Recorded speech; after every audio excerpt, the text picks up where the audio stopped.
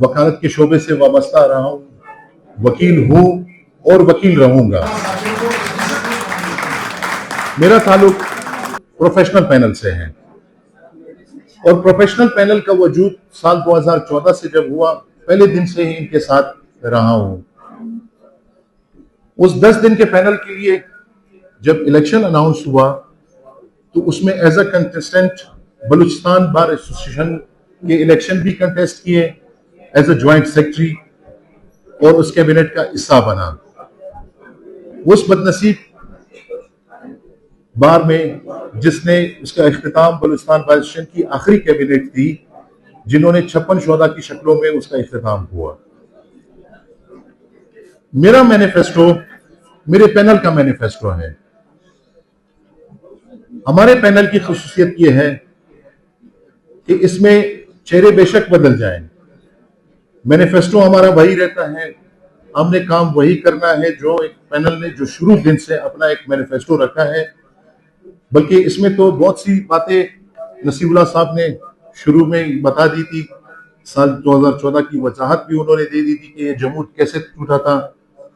चूंकि इसमें हमारा हिस्सा रहे हैं कि नसीबुल्लाह साहब, कुछ चीजें मंजूर शाह साहब ने भी बता दी थी, तो उसकी रिपीटेशन मैं दोबारा नहीं करूंगा। हमारा मोटो वेलफेयर है, हमारा मोटो डिग्निटी ऑफ लॉयर है, इंटीग्रिटी ऑफ लॉयर्स है। हम इंडिपेंडेंस ऑफ बार के साथ हम इंडिपेंडेंस ऑफ जुडिशरी की भी बात करते हैं, क्योंकि हमारे लिए इंडिपेंडेंस ऑफ जुडिशरी भी बहुत जरूरी है। आज मैं आप सबसे एक सवाल करूंगा, क्या जो हमारी जजमेंट्स आ रही है उनमें आपको जस्टिस नजर आ रहा है? तो इसके लिए हमें इंडिपेंडेंस ऑफ जुडिशरी भी चाहिए कि वो जुडिशरी जो अपने फैसले देने में आजाद हो, जिनके ऊपर कोई प्रेशर ना हो। तो मुझे सिर्फ इंडिपेंडेंट बार नहीं, मुझे इंडिपेंडेंट जुडिशरी भी चाहिए। इंडिपेंडेंट बार जो है वो तो मेरे ऊपर जो प्रेशर बनाएगा मेरा साथी नवाब सलीम बना लेगा, आमिर हिदायत बनाएगा, हम उसके सामने खड़े होंगे, उसका टेन्योर 1 साल का होगा, वो जवाबदेह होगा उस बार उसके सामने। हमें इंडिपेंडेंस ऑफ जुडिशरी भी चाहिए, हमें वेलफेयर भी चाहिए वकील के लिए। इंडिपेंडेंस ऑफ बार के लिए साल 2019 में मैं जनाब जस्टिस आसिफ रेकी के साथ उनके कैबिनेट में एज अ जनरल सेक्रेटरी था। बार को मुश्किलात होती है फाइनेंशियल। हमें हर साल फेडरल गवर्नमेंट से सिर्फ 10 लाख रुपए एक खैरात की शक्ल में मिलते थे। हमारे पर मंथ के अखराजात 1,35,000 थे उस टाइम, जो हमारे एम्प्लॉइज होते थे। वो पैसे आपके 8-9 महीने बाद खत्म हो जाते थे। आपके पास इतने पैसे नहीं होते थे कि आप अपने एम्प्लॉइज को पेमेंट दे सके।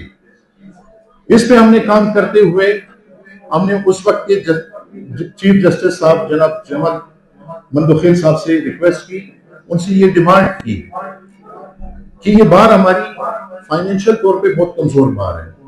चूंकि वो खुद भी इस बार का हिस्सा रहे हैं, उन्होंने सर्व किया इस बार को, उन्होंने इस बार को फाइनेंशियल तौर पे मजबूत करने के लिए हमारे साथ हमारी ये डिमांड एक्सेप्ट की। तमाम जितने भी कैंटीन्स थे, जितने साइकिल स्टैंड थे, वो तमाम की तमाम वो ओनरशिप उन्होंने दे दी कोयटा बार एसोसिएशन को। आज हम फख्र के साथ ये कहते हैं कि हमारा कोयटा बार एसोसिएशन इंडिपेंडेंट है अपने फैसलों में। वो फाइनेंशियल तौर पे किसी का मोहताज नहीं है। वो 7-8 लाख रुपए पर मंथ हम इन कैंटीन्स और साइकिल स्टैंड की मद में लेते हैं। चूंकि हम पर प्रेशर यही होता है, गवर्नमेंट के खिलाफ आप एक बात नहीं कर सकते, गवर्नमेंट आपके फंड्स बंद कर देते हैं, जबकि वो मेरा हक है। लेकिन वो हमें खैरात की तरह वो पैसे देते थे कि नहीं जी, आपकी बार ने ये स्टेटमेंट दे दी, आपकी बार ने एक स्ट्राइक कॉल की, उसकी बुनियाद पे आपके पैसे रोके जाएंगे। साथ ही साथ जब प्रोफेशनल पैनल का कयाम हुआ तो हम पर तो कयामत सोहरा था।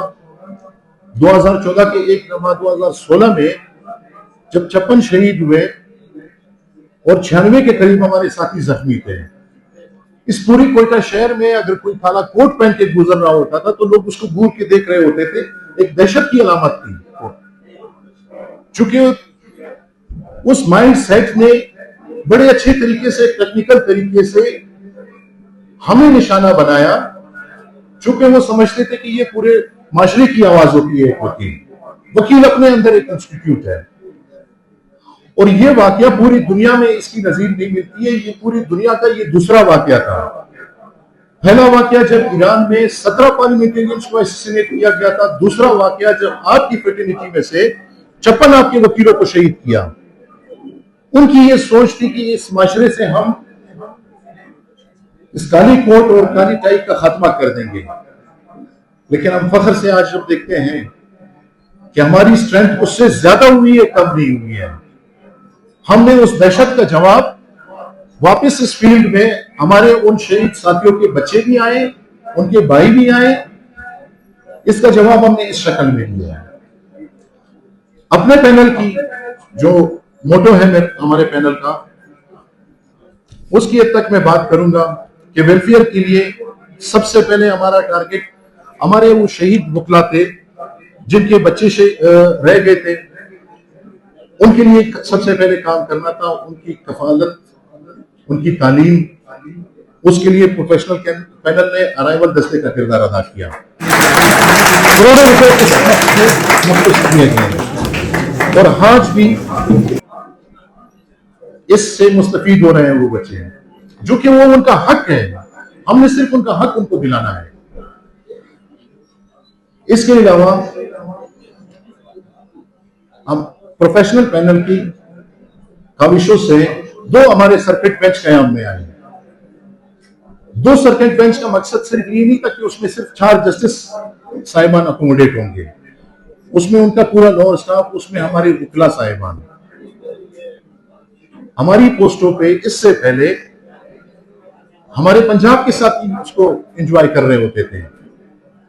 अटॉर्नी जनरल की पोस्ट, एडिशनल अटॉर्नी जनरल की पोस्ट 2016 में नई पोस्ट दी गई बलूचिस्तान को। 5 साल तक इस पोस्ट पे हमारे सूबे का कोई बंदा भी नहीं था। इसमें हमारे पैनल की सीपी लगी, जिसकी बुनियाद पर यह पोस्ट 2020 में वापस बलूचिस्तान को दी गई और आज तक ये हमारे पास है। अटॉर्नी जनरल ऑफिस में मुख्तलिफ पोस्ट दी गए।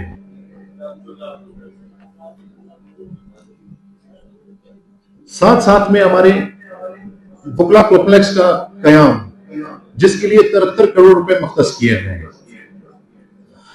मेरी एक डिमांड ये भी होगी साथ में कि हम उस कॉम्प्लेक्स के साथ अगर हम एक हॉस्टल बना ले, चूंकि हमारे यहाँ पे काफी हमारे जो वकला हैं वो मुख्तलिफ जगहों में, उनके पास रिहाइश का बहुत बड़ा मसला होता है।